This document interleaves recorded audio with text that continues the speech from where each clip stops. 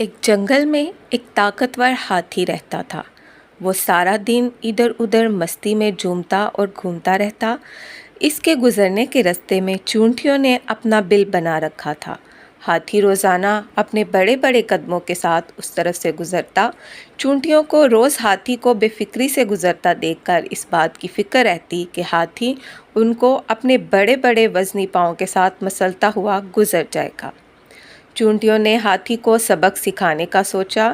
اس دن جب ہاتھی ادھر سے گزر کر قریب ہی درخت سے اپنا کھانا کھا رہا تھا تو کچھ چونٹیاں ہاتھی کے جسم پر چڑھ گئیں اور ہاتھی کو کاٹنا شروع کر دیا۔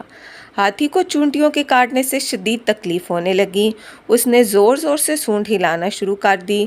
کچھ دیر کاٹنے کے بعد چونٹیاں ہاتھی کے جسم سے اتر کر ہاتھی کو کہنے لگیں، معاف کرنا بھائی، تم روز اس طرف سے گزرتے ہو اور بے فکری میں ادھر ادھر پاؤں مارتے ہوئے جاتے ہو۔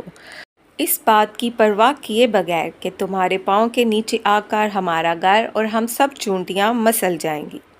اس بات نے ہم کو بہت پریشان کیا اور ہم نے آج تمہیں سبق سکھانے کا سوچا۔ چونٹیوں کی بات سن کر ہاتھی کو اپنی غلطی کا احساس ہوا اور وہ معافی مانگتا ہوا وہاں سے گزر گیا۔